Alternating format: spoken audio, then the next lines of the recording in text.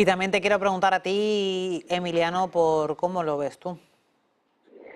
Pues yo creo que el principal beneficiario sería el Partido Demócrata, porque, digamos, colmaría las expectativas del lobby judío en Estados Unidos, sobre todo con la liberación de rehenes, que tendría un efecto muy positivo. Y luego recordemos que Kamala Harris está buscando el voto joven, ese voto joven protesta, con acciones un poco discutibles en las propias universidades, limitando o con actuaciones policiales un poco desproporcionadas, y por lo tanto eso amansaría un poco al ala izquierda liberal del Partido Demócrata, y por lo tanto pues haría que esa juventud, ese voto joven se pronunciase más a favor de Kamala Harris, que como hemos visto pues sorprendentemente en muy poco tiempo no solamente ha recaudado muchos fondos, sino que además ha subido en las encuestas, cosa que por otro lado tampoco me extraña, porque solamente hay que escuchar las sandeces que dice el señor Trump y las mentiras que dice el señor Trump en las diversas entrevistas que realiza o en X, pues para que cualquier votante con medio coeficiente intelectual posible vea que está mintiendo vilmente al electorado norteamericano. Por lo tanto, pues Kamala Harris sí estructura bien su discurso, que de momento lo está haciendo bien, y plantea unas medidas económicas que van en línea con lo que ya ha venido realizando la administración Biden, enfocada especialmente a esa clase trabajadora, que es la que mayor malestar tenía con, digamos, con las políticas actuales y que llevaban a que se radicalizaran buscando el voto Trump. Creo que puede ser una buena cierre del círculo para conseguir que Kamala Harris sea la primera presidenta de Estados Unidos, rompiendo ese famoso techo de cristal que ya lo intentó Clinton y que no logró. También parece ser, aunque no esté del todo demostrado, con la ayuda de los rusos y el hackeo al Partido Demócrata con los famosos correos de Hillary Clinton, que favorecieron al señor Trump, cuya relación con Putin está más que acreditada. Precisamente, Emiliano, hablabas de esa campaña electoral en Estados Unidos. También tenemos que hablar de la Convención Demócrata, pero vamos a dejarla ahí. Vamos a hablar de esa campaña que están desarrollando. Por un lado, Kamala Harris, por otro lado, Donald Trump. Donald Trump con mucho contenido económico en los mensajes que está trasladando. Hablaba en los últimos días de esa reducción de impuestos energéticos, ese impulso a las energías procedentes de Estados Unidos, quiere volver al Made in USA, etcétera. Y tenemos a Kamala Harris, por su parte, que ha anunciado un impuesto de sociedades del 28%. Estamos hablando de un enfoque con mayores impuestos al empresario por parte de Kamala Harris y un enfoque de intentar reindustrializar Estados Unidos por parte de Trump. Eduardo, ¿cómo les puede salir las estrategias a uno y a la otra? Pues las estrategias, hay una frase muy buena militar que dice que una estrategia dura hasta el primer disparo. Yo creo que vamos a ver qué es lo que pasa. Lo que sí podemos decir es que nunca, y yo esto lo creo firmemente, nunca en la historia de Estados Unidos ha habido unas elecciones tan determinantes respecto a lo esencial, a la esencia, a la personalidad, a la identidad de Estados Unidos. ¿A qué me refiero? A que a lo largo de su historia ha tenido presidentes buenos, malos, honestos, corruptos, venales, divertidos, de todo tipo. Pero el interés de Estado nunca se había alterado, nunca había cambiado. Bien, hoy por hoy lo que estamos es ante dos, por decirlo de alguna manera, cosmogonías, interpretaciones de lo que es Estados Unidos y de lo que debe ser. Por un lado está Kamala Harris, que cree en un Estado más intervencionista de lo que lo ha sido nunca en ninguna administración, incluida el New Deal de Roosevelt. Más intervencionista, con un mayor peso del Estado, incluso también en el trabajo, un mayor estado de bienestar, más atención, más extender los beneficios a las clases desfavorecidas, que hasta ahora pues vivían para pagarse un seguro y médico y ni con eso llegaban a una sanidad adecuada en muchos casos, etcétera. Un esquema en realidad bastante parecido al que emplea su competencia, que es China, es decir, algo que te permita, en la medida en que interviene un Estado que no va a alterarse, establecer estrategias a largo plazo que no dependan de los vaivenes electorales de un día para otro. Frente a eso está el planteamiento de Trump, que con todo lo chusco y lo llamativo que pueda parecer, no deja de ser la reivindicación del modelo americano que les llevó en su momento a esa posición de hegemonía, como ha señalado Giuseppe, ¿de acuerdo?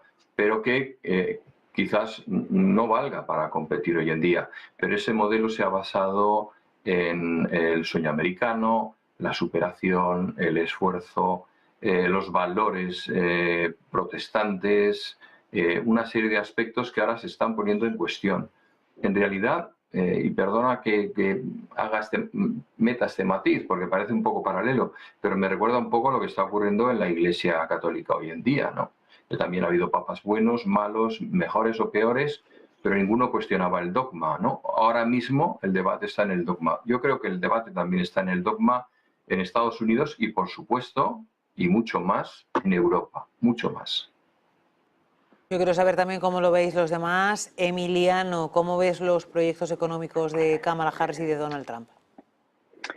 Pues si me pongo en el tema del recorte fiscal, pues básicamente lo que ha dicho Kamala Harris es que pasa del 21 al 28, o sea que es un pequeño incremento de la carga fiscal para las empresas, que recordemos que Trump bajó del 31 al 21, pero con una finalidad, que es tratar de subvencionar todo el paquete de ayudas a esa clase media, desde la renegociación con las grandes farmacéuticas, ayudas para la vivienda, porque ha prometido más de 3 millones de viviendas con subsidios o ayudas públicas para contratar esa vivienda, con un incremento por el problema demográfico de bonos por tener hijos, que eso también lo ha planteado el Partido Republicano, es decir, que realmente de alguna manera se tiene que obtener recursos por parte del Estado para llevar a cabo esa labor de asistir a esa clase media que no es capaz de sobrevivir con los salarios habida cuenta del precio de la vivienda, el precio de los seguros, etcétera, etcétera. Entonces, yo creo que la campaña económica de Kamala Harris está mirando a esa población media de Estados Unidos que necesita soluciones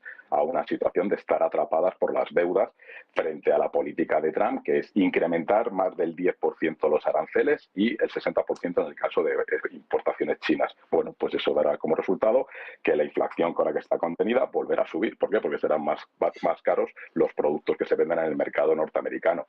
Y luego yo creo que la política realizada por la administración Biden de la inversión en infraestructuras, como nunca vista básicamente desde el New Deal, o temas también de atraer inversiones en chips para tener autonomía tecnológica respecto a China o Corea u otros países fabricantes de chips. Es decir, que creo que hay una diferencia notable por parte de los demócratas frente a la cantidad ingente de medidas que son etéreas, que no están concretadas, a pesar de haber tenido ya un primer mandato presidencial. Todavía no ha dicho cuál es el programa económico por parte de Trump. Básicamente ha dicho intentar reducir los impuestos a los que ya lo han tenido durante muchos años, incluido durante la administración de Trump. Bueno, pues eso no sé si solucionará los problemas estructurales de Estados Unidos. Es decir, que creo que Kamala Harris, si ejecuta ese programa económico, tendrá oportunidad de atraer un voto que está dubitativo. Y también quiero ver cuál es la perspectiva tuya, Giuseppe. Bueno, primero no podemos hablar de Estados Unidos como un unicum, no es un único país. Cada estado tiene su propia libertad. Hoy, si Kamala Harris quiere subir los impuestos, Texas no lo va a hacer. Y no es para nada que una de las cosas que están pasando es que muchísimas empresas están dejando los estados azules, como California, Nueva York, lo mismo Minnesota, y se están mudando hacia Texas y otros lados. Hoy Texas tiene una inmigración interna y además de empresas que es brutal. Nunca he visto una transición así. Tenemos en cuenta que el Estado es un Estado federal. Lo que dicen los presidentes es un marco que después tiene que ser bajado a nivel de estados, y hoy con el bloqueo histórico que viene de los últimos 15, 20 años en Estados Unidos, sobre todo en Washington, donde no se logra decidir nada porque no hubo una mayoría clara ni en la Cámara Baja ni en el Senado, las decisiones se toman a nivel de estado. Y entonces, uno de los riesgos de la política de Kamala es exactamente crear más inmigración de los estados azules hacia los estados rojos, entonces creando aún más gradientes internos. Tengan en cuenta que hoy, por ejemplo, una empresa que se establece en Texas no paga impuestos. No paga impuestos la ganancia que hace en Texas. La misma Tesla, cuando hizo el Gigafactory de Austin, ahorró un 32% sobre sus costos de inversión y operativos, comparado si hubiese hecho la misma cosa en California.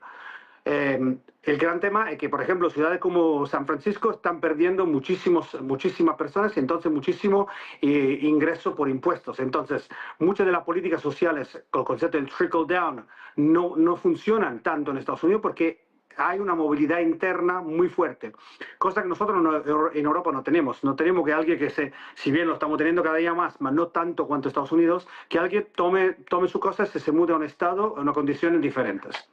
Otra cosa, la conversación es interesante porque esto mismo pasó en 2015 durante los comicios con Hillary. Trump hablaba a un tipo de población y Hillary hablaba a otro. Hay una frase que se hizo muy fuerte en los años de Obama, que toda la parte central de Estados Unidos se llamaba the flyover country. The flyover country es todo el resto del país que servía solamente a juntar las dos costas. Bueno, esto fue la base de la deindustrialización de Estados Unidos, que creó tanta tensión interna que nadie se esperaba cuando ganó Trump la primera vez. Entonces todo esto se reúne a lo que decía Eduardo, justamente en dos visiones del mundo completamente diferentes entre los dos. Escuchar la convención demócrata y la convención republicana, estamos hablando de dos gente que viven en los mismos lugares pero viven en el mundo de maneras completamente diferentes. Tan diferentes que no sé, bueno, quiero aportar a la mesa del debate un tema que es la fecha de origen de Estados Unidos.